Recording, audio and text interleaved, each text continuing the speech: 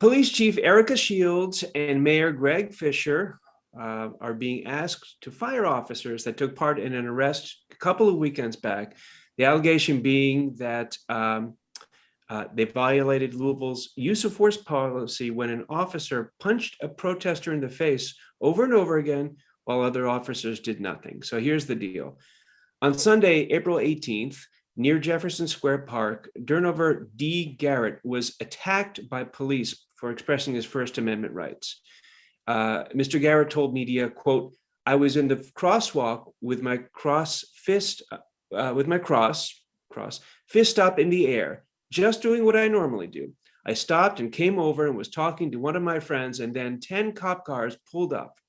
A video shows officers then surrounding a compliant Garrett as he is brutally forced to the ground, pinned down by the weight of several officers. And then, as the video shows, Mr. Garrett is punched in the face several times by another officer. David Maurer, Garrett's attorney, witnessed the arrest and said, quote, "The disorderly conduct says that he was creating a disturbance and was blocking traffic. It's a lie. I was here. I watched the whole thing and it's on camera." Standing with Maurer at a press conference, Mr. Garrett said, "I could have been a George Floyd." And now Metro Councilman Ja'Cory Arthur has followed up with a letter to Chief Shields calling for the officers to be fired. So you better believe we're going to be keeping a close watch on this story. And in a related story, after last week's historic news about the Derek Chauvin verdict, we are returning again to the fallout of the killing of Breonna Taylor by Louisville police while implementing a no-knock warrant. So this story was temporarily overshadowed in the wake of the Derek Chauvin verdict, but it's huge. After Attorney General Merrick Garland and the Department of Justice announced that they would be opening a civil investigation into the Minneapolis Police Department and whether they engage in a pattern or a practice of unconstitutional or unlawful policing, they then made a second announcement that they are opening up another investigation. And this time, the police department under investigation will be Louisville Metro Police Department, as well as Louisville Jefferson County Metro Government. So more coming up in following weeks as we continue to take a close look at this. But needless to say, this is an investigation that's a long time coming, long overdue, and much deserved.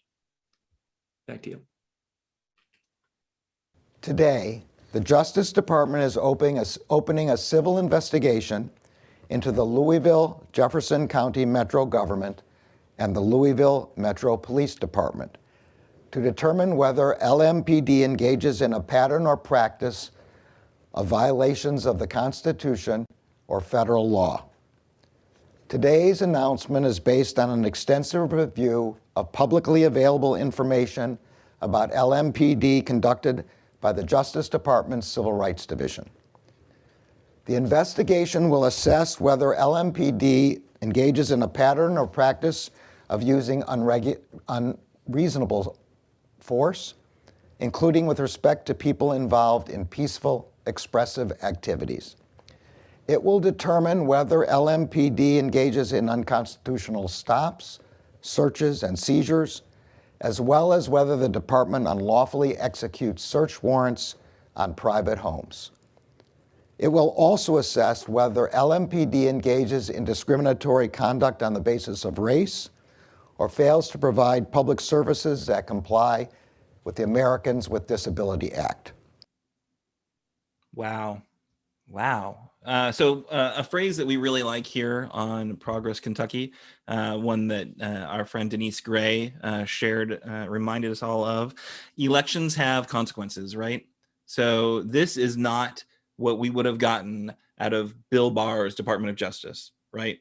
Merrick Garland is doing his job.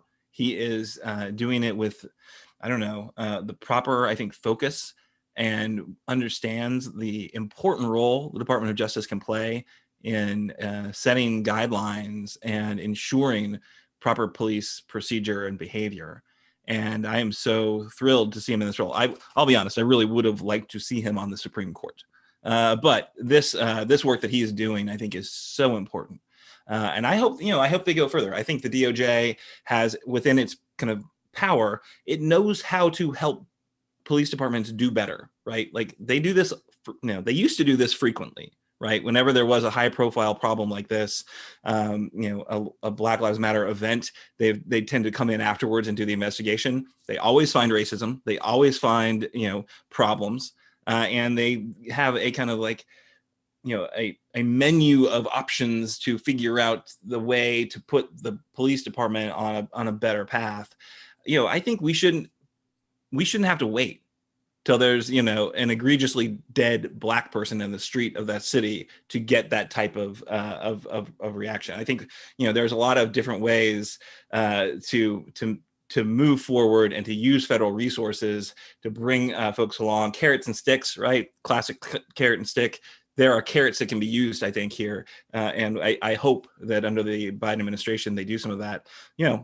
Maybe after the midterms, when there are other chances of moving a policy agenda might be minimized. I don't know. But I mean, that's just my kind of quick response to that. Kimberly, what do you think? Oh, I have a lot to say, but I'm going to condense it for you. You're barking up my tree. You're going down my lane right now, because I am a Louisville resident and I am a Black woman. And the first night that they started the protest, I was not doing anything wrong. I was filming actual footage for my own show, the Jones Report.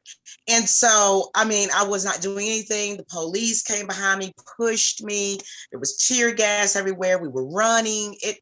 And the actual protesters really weren't doing anything to be so provoked. They come on the scene so militarized that it's all already going to put you on the defensive and also the offensive, right? Because they don't have to come like that. And there's a great picture that has circulated all around the world of actual Black Lives Matter protesters, not to be mixed up with the actual organization. I really think that's important for people to know, that even though we say Black Lives Matter or we have Black Lives Matter protests, does not always necessarily mean that the organization Black Lives Matter is involved. And there's a picture of this one lone police officer by himself with all of his gear on, and all of these protesters have joined hand in hand to block anyone to come and harm him. These are the things that the major media will not tell you. Okay, I was there, I saw it, and also I saw the picture. And also I want to let you know that there's been a racism problem with LMPD for as long as I can remember, even the 80s. I have seen the police just beat somebody down for no reason. I've been down there with the protesters, and I've seen what LMPD has done. Firsthand knowledge. This is not something someone told me. This is what I've seen with my own eyes. So I just want to just let everybody know that this is a long time in coming.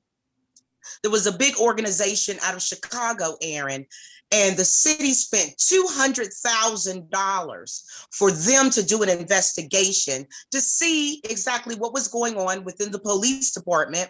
And of course, what were their findings? Exactly what the citizens of Louisville had been saying for a long time.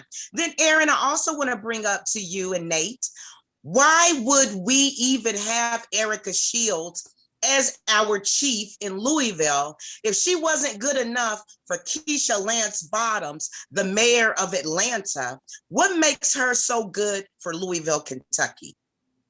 And we put that on the mayor. And Mayor Fisher, as everyone knows and says, that lives here in Louisville, Kentucky, needs to resign.